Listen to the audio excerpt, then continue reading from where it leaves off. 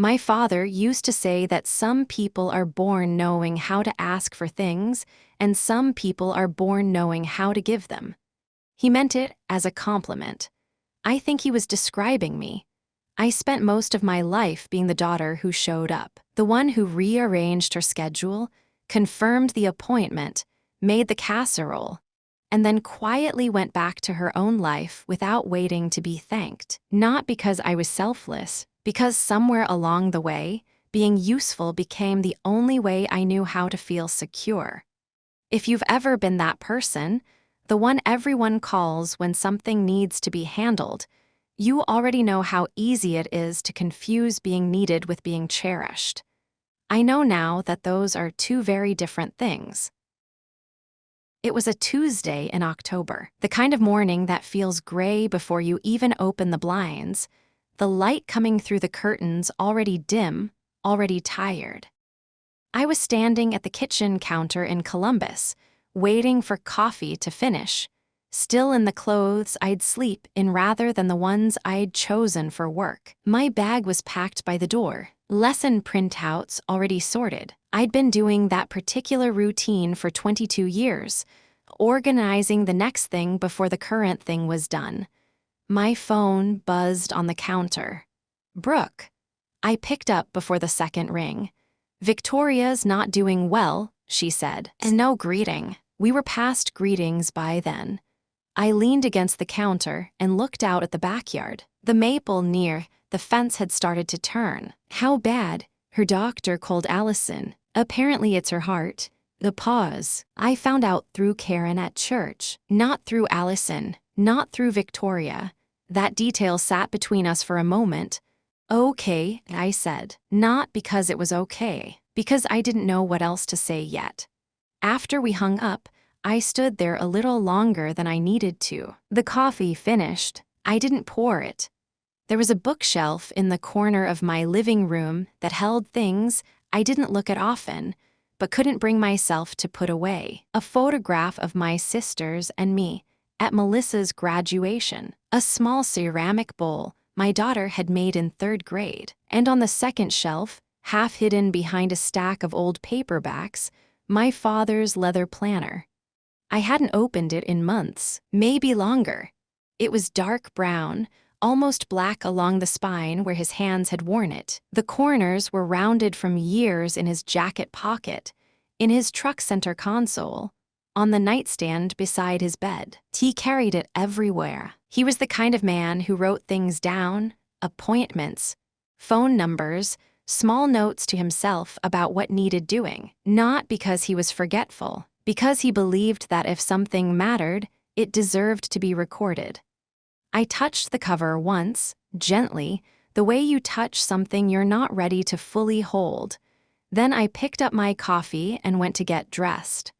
My parents divorced when I was 12. I remember the particular silence of that year, the way the house felt different without conflict, emptier than it should have. My mother and father were civil to each other in the careful, exhausting way of people who had decided that their children were worth the effort. I decided early that I would not add to that effort. I became easy, agreeable, the one who didn't need much. Teachers called me mature. Relatives praised me for being so steady. My father once told someone at a family dinner that I was his dependable one, and I remember sitting up a little straighter when he said it. That's a thing that happens to girls who learn early that love has conditions attached. We start optimizing for the conditions. Victoria entered our lives when I was 31. My father had been alone for more than a decade by then, and she was warm, genuinely warm, in the beginning. She laughed easily. She hosted dinners. She told us often that she was grateful to be part of such a close family. Her daughter Allison was 38 at the time, pleasant enough, but guarded in a way I could never quite read. When my father became ill 4 years before he died, something in the dynamic shifted so gradually, I barely noticed. Victoria took on the language of someone managing a situation. She called us regularly, gave us updates, and repeatedly in different ways said the same thing. You girls don't need to worry about anything. Everything will be handled exactly how he wanted. And we believed her. We had no reason not to. That Tuesday morning, before I left for work, I went back to the bookshelf and stood in front of my father's planner one more time. I didn't take it down. I just stood there, thinking about Brooke's voice on the phone, about the phrase she'd used almost as an afterthought, the way you say things that feel small but aren't. Victoria's attorney had been asking questions, she'd said, about final distribution instructions. I told myself it was probably nothing, administrative, standard procedure when someone's health was declining. I picked up my bag and walked to my car. The feeling that followed me out the door was small and quiet, but it was there. Victoria's house always smelled like something baking. Even in grief, even in the weeks after my father died, she kept the kitchen going. Rolls in the oven, coffee on the counter. A plate of something covered in plastic wrap waiting on the table. It was the kind of hospitality that made it hard to ask hard questions. You walked in, smelled butter and warmth, and felt like whatever you'd come to say could wait a little longer.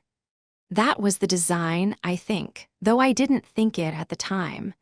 The Sunday lunches started about 2 months after the funeral. Her idea, she said it would help all of us stay connected. She set a beautiful table. She asked about the grandchildren. She spoke about my father with the right amount of tenderness, enough to seem present, never enough to open into anything uncomfortable. We helped her, all 3 of us. Melissa drove her to appointments. Brooke handled phone calls with the insurance company. I spent 3 weekends sorting through paperwork in my father's home office while Victoria sat in the living room watching television. She thanked us, always, gently, with the exhausted gratitude of a woman who had just lost her husband and needed to be taken care of. None of us questioned it. There was a particular Sunday, maybe 4 months after he died.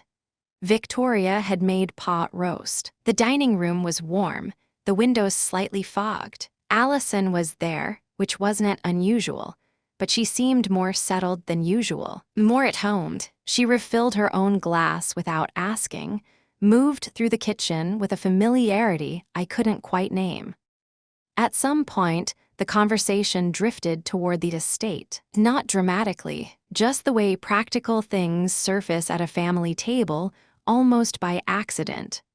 "I just want to keep things simple," Victoria said, setting down her fork. "Robert always said, keep it simple, so that's what I'm trying to do."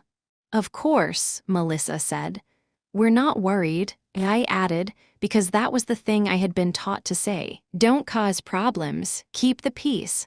Victoria looked at me with something that passed for warmth. "Allison's been going through such a hard time. You girls are so established. It's different when you have roots, a career, a home." She shook her head slowly. "She's had such a difficult few years." I remember looking at Allison, who was looking at her plate.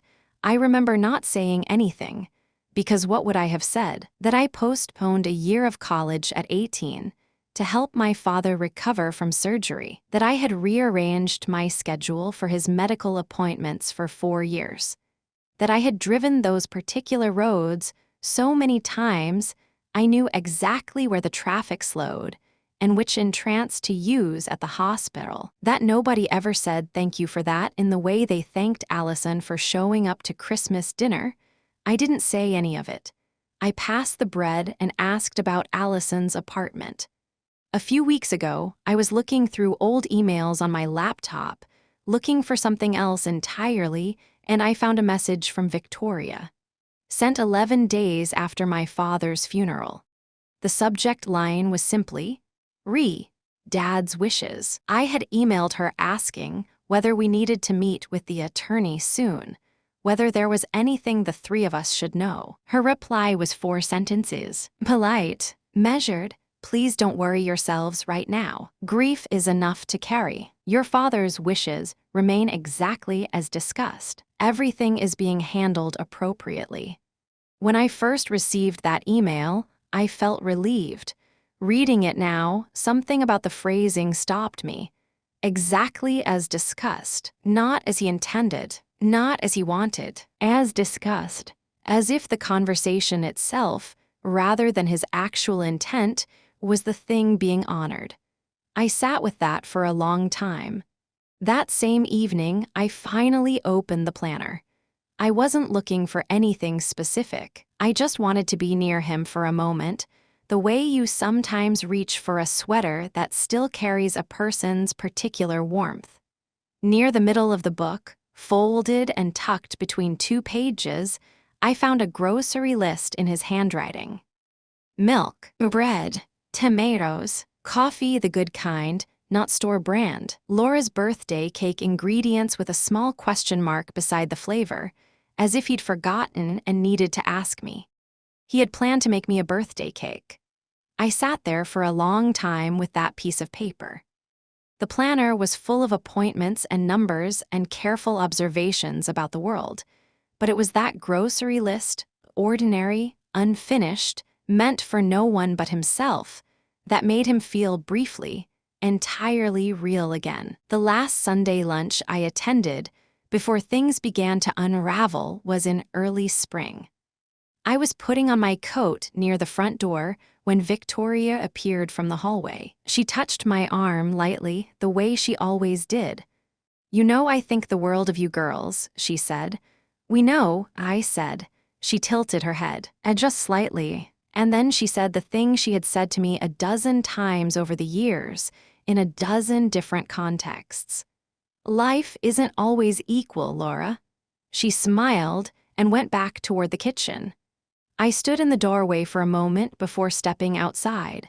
I had heard that phrase before. It had always sounded like perspective, like something a wise woman says to soften the edges of disappointment. Walking to my car in the cold, I couldn't explain why it felt different this time. Only that it did. The coffee shop was the kind of place that feels deliberately unremarkable. Small tables, low music, the smell of espresso, and something slightly burned underneath it. We chose it because it was close to the attorney's office, and because none of us wanted to have this conversation anywhere that felt like home. Melissa arrived first. She had the envelope already on the table when Brooke and I walked in. We ordered. We sat. Nobody reached for the envelope right away. "How are you doing?" Brooke asked me. "I don't know yet," I said honestly. Melissa slid the envelope toward the center of the table. "The attorney's office sent these over. Preliminary estate documents." She paused. "There are 2 wills. I want to tell you what I felt in the moment before I understood.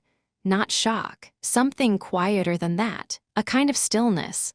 Like when you're driving and you realize the road ahead is different from what the map said. You're not in danger yet, but you know something is wrong." Melissa laid both documents side by side.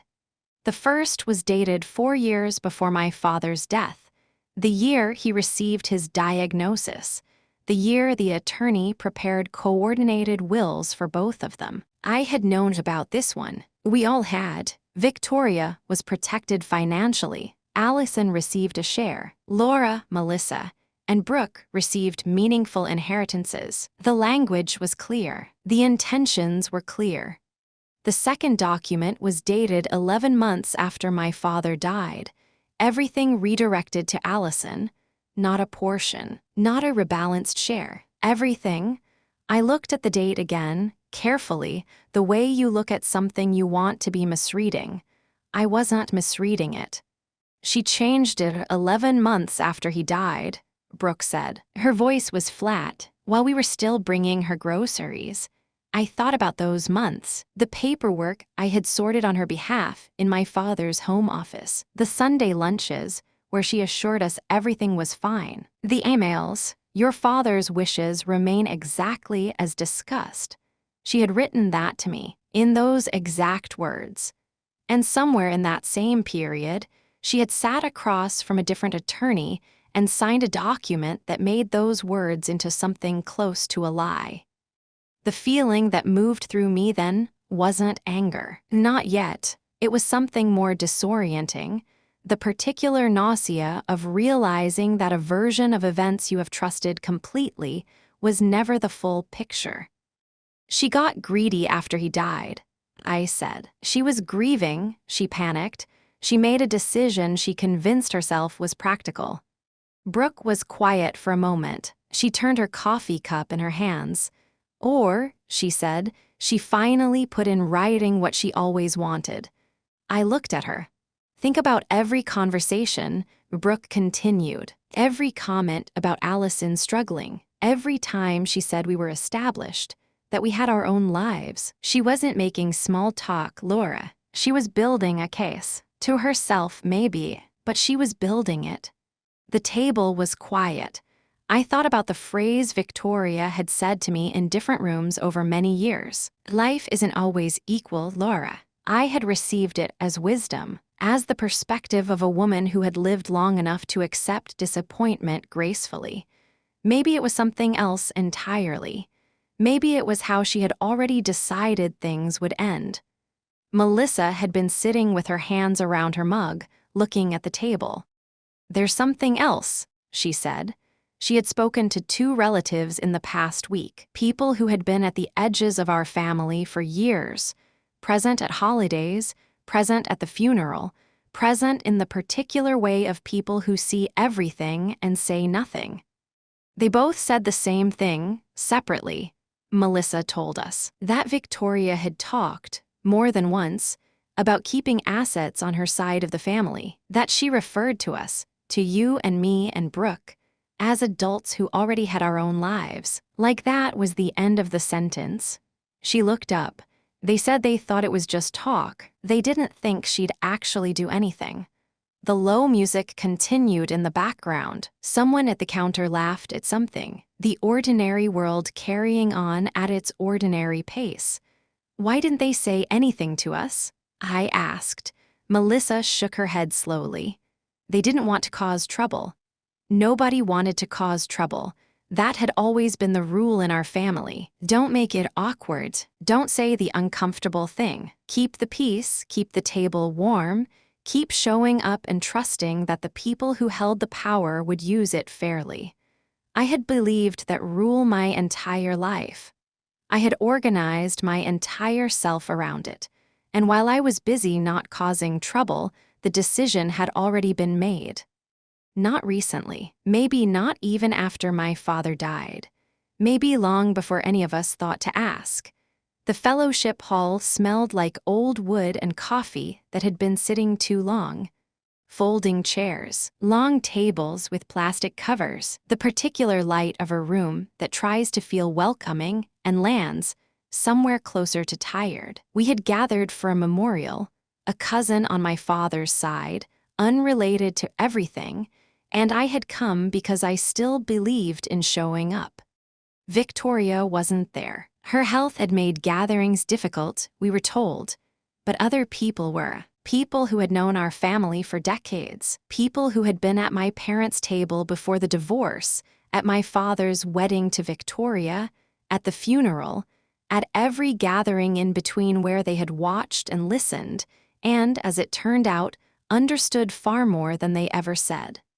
It started with my Aunt Carol.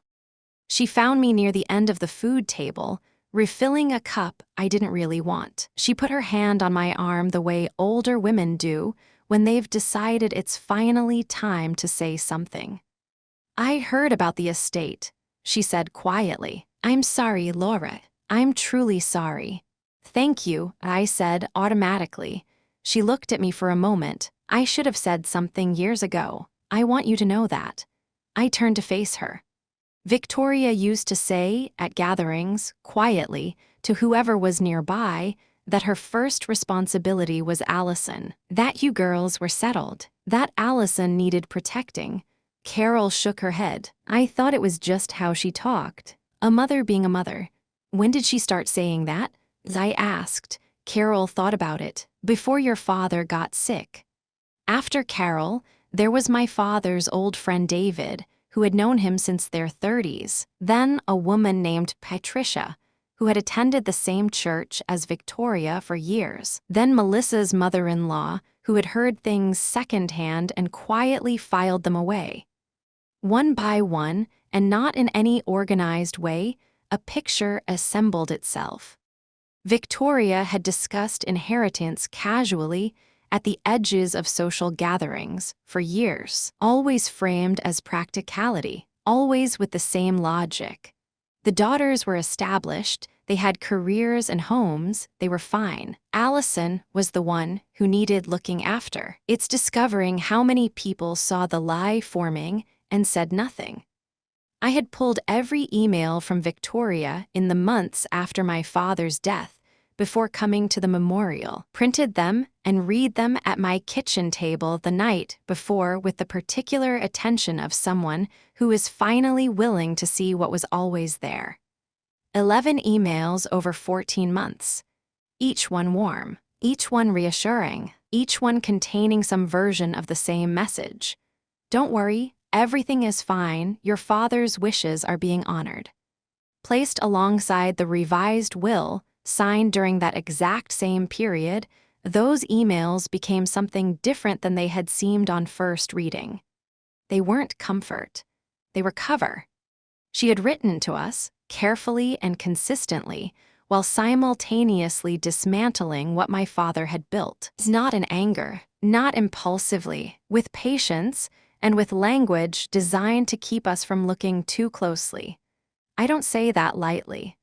I spent a long time wanting to believe she had simply changed her mind. That grief had clouded her judgment, or that fear for her daughter had overridden her better instincts. Those explanations would have been easier to hold. But 11 emails, written in over 14 months, each one choosing the same careful words, that isn't grief. That's a decision maintained over time. That evening, I sat at my dining room table with the planner open in front of me. I had started reading it more carefully in the days since the coffee shop, not looking for anything, just reading. His handwriting was small, and even the letters pressed firmly into the page, the way people wrote before everything became digital. He recorded the unremarkable alongside the important with equal care, oil change dates, book titles, notes about weather, reminders about calls he needed to return. The mundaneness of it was the thing that made it trustworthy. This was not a document he had prepared for anyone. There was no performance in these pages, just a man moving through his days, writing things down so he wouldn't forget them. I turned the pages slowly. Near the back of the planner, in the section corresponding to the months before his final estate meeting with the attorney, I found a page with a paper clip attached. The clip was small, ordinary, the kind that ends up in a drawer and gets pressed into service without ceremony. But someone had put it there deliberately. My father had marked this page for a reason. I looked at it for a long moment before turning to read what was written. It was past 11 when I finally sat down. The documents were spread across the dining room table in the order I had organized them. Original will on the left, revised will beside it, the printed emails in a stack, the unequal provision statement the attorney had flagged, everything laid out under the overhead light with the careful arrangement of someone who has decided, finally, to stop being afraid of what she might find. The planner was open to the clipped page. I had been looking at it for several minutes without reading it. I want to tell you something honest. In the week since the coffee shop, since the fellowship hall, since the emails became something I could no longer read charitably, I had been carrying a question I couldn't put down. Not whether Victoria had changed the will. We had the document. That question was answered. The question I couldn't stop carrying was different. Had my father known who she was? Had he seen what I was only now seeing? Had he trusted her with his final wishes and died believing they were safe? Or had some part of him understood, in those last months, that the woman sitting beside him was already planning something he would never have chosen? I needed to know. Not for the estate meeting, not for the attorney, For myself, his handwriting on the clipped page was slightly less even than usual. The letters still deliberate, still pressed firmly, but with the small tremor that had appeared in his last year when he was tired. He had been tired a lot by then. The entry was dated 6 weeks before his final estate meeting with the attorney, surrounded by ordinary notes, a reminder about a prescription refill, a phone number with no name attached, a note about calling Melissa back. And then, between 2 unremarkable lines, this: need to make sure the girls are protected equally after I'm gone. 9 words. Not a legal instruction, not a formal declaration, just a man at his dining room table, or in his truck, or lying in bed with the light on, writing down the thing he needed to remember to do, the way he had written down grocery lists and oil change dates and birthday cake ingredients, because if something mattered, he wrote it down. I sat with those 9 words for a long time. What moved through me wasn't what I had expected. I had braced for anger at Victoria, at the situation, at the years of carefully managed reassurance that now meant so little. And the anger was there, underneath. But what arrived first was something else entirely: relief. The particular relief of a question finally answered.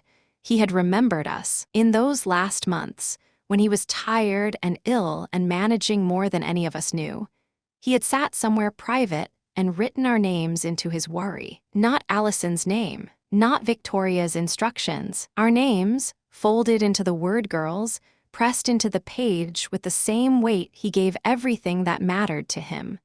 He had not forgotten. He had not decided we were established enough, settled enough, independent enough to be quietly removed from the story of his love. He had written it down so he wouldn't forget to protect us. I don't know how long I sat there. The house was completely quiet. At some point, I became aware that my face was wet, and I didn't do anything about it for a while. Not because the money was coming back. It wasn't. The legal structure was what it was, and no handwritten planner entry was going to undo a signed document. But I had spent months, longer than that, if I was honest, quietly wondering whether my father's love had been proportional to my usefulness, whether the version of me that stopped being helpful would have been chosen anyway, whether being the dependable daughter had been a role I performed in exchange for belonging, rather than evidence that I already belonged. 9 words in an unsteady hand answered that. He had thought about us when no one was watching. He had worried about us the way you worry about the people you are responsible for, the people who are yours. That was not the behavior of a man who considered us optional. I gathered the documents carefully. Original will, revised will, the emails, the provision statement. I set them in a folder and placed the folder in my bag. Then I picked up the planner, worn dark brown, rounded at the corners, the spine softened from years of being carried, and held it for a moment. It had started as a memory, then it had become comfort, then curiosity. Then, on the night I found the grocery list with the birthday cake ingredients, a small, unbearable tenderness. Now it was something I was going to carry into a room and place on a table in front of people who needed to understand what my father actually wanted. Not because I was going to win an argument with it, because the truth deserved to be in the room. I placed it carefully on top of the folder in my bag.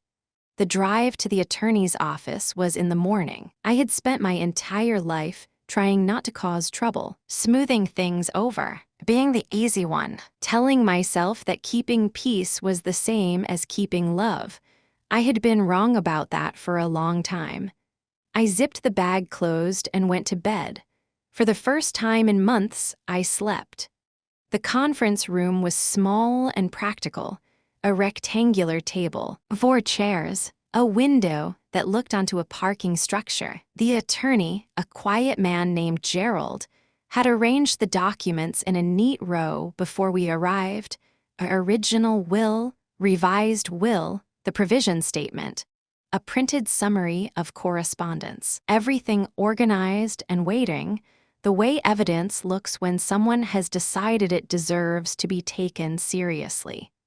Melissa and Brooke sat on either side of me.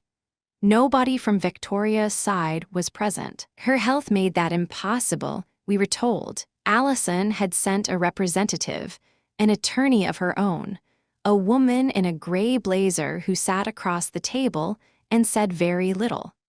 Gerald walked through the documents methodically. He did not editorialize. He simply placed each one and explained what it showed. The original will, clear distribution, all parties named, intentions recorded.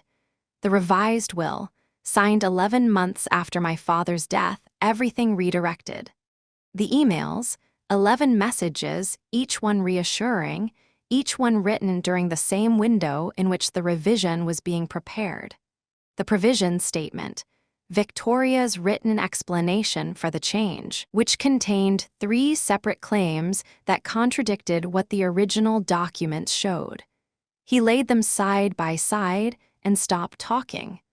The room was quiet enough that I could hear the faint hum of the building's ventilation. Allison's attorney made a note on her legal pad. She did not look up. I reached into my bag and took out the planner. I didn't make a speech about it. I simply set it on the table, opened to the clipped page, and slid it toward the center. Gerald leaned forward and read it. He sat back. Allison's attorney leaned forward and read it. She sat back too. 9 words in my father's unsteady handwriting, surrounded by prescription reminders and unreturned phone calls, and the ordinary debris of a life being carefully managed. Need to make sure the girls are protected equally after I'm gone. There was nothing to argue with, no ambiguity to exploit, no legal language to parse, just a man writing down what he intended in the private shorthand of someone who only ever wrote things down for himself. The room stayed quiet for a long moment. Gerald said, carefully, I think we have a complete picture. I won't tell you the meeting resolved everything cleanly. It didn't. The legal structure largely protected what Allison had already received. There were proceedings and conversations and letters exchanged between attorneys over the following months. Some of what my father intended was partially recovered. Most of the estate remained where Victoria had placed it. That part of the story is not the part that stayed with me. What stayed with me was what happened to Victoria's image in the months that followed. The relatives who had stayed quiet at family gatherings began saying, privately and then not so privately, what they had observed over the years. The narrative Victoria had carefully maintained, the devoted widow, the woman who kept the family together, the generous stepmother, began to separate from the reality of what the documents showed. People who had attended her church, who had sat at her table, who had accepted her warmth at face value, quietly revised their understanding of her. She had spent decades managing appearances. It turned out appearances, once the documents are on the table, are the first thing to go. If this story is reaching you at a moment when you recognize something in it, a family relationship where the words never quite match the actions, a loss that went beyond what was visible, I want you to know that recognition is not nothing. Sometimes the most important thing is simply being told that you saw clearly. You did. Months later, on a Saturday afternoon in early spring, I was reorganizing the bookshelf in my living room. I had been moving things around, making space, deciding what stayed and what didn't. The kind of quiet domestic task that gives you somewhere to put your hands while your mind works through something larger. I picked up the planner. I turned it over once, feeling the weight of it. The dark brown leather, almost black at the spine, the rounded corners, the small brass clasp that no longer quite closed all the way. For a long time, it had represented absence, the particular ache of someone being gone, and the objects they left behind being all that remained. Then it had become curiosity. Then, when I found the grocery list with the birthday cake ingredients, A grief so specific it had no real name. Then evidence, then something I carried into a room and placed on a table in front of people who needed to understand what my father actually wanted. Now I wasn't sure what it was. I looked at the shelf. There was a framed photograph nearby, the four of us, my father and his 3 daughters, taken at Melissa's graduation. He was standing slightly behind us with his hand on my shoulder, squinting into the sun, looking the way he always looked in photographs, slightly embarrassed by the attention, quietly pleased to be there. I set the planner beside the photograph, not tucked away, not hidden behind paperbacks, just there in the open, next to his face. Some people can change a will. They cannot change whether you were loved. They cannot reach back into the private moments of a man's life, into the grocery lists and prescription reminders and small careful notes he wrote to himself about the things that mattered, and remove his daughters from the category of people he worried about, people he planned for, people he intended to protect. Victoria had rewritten a document, she had not rewritten him. The estate was gone, the truth remained, and for the first time in years, that was enough.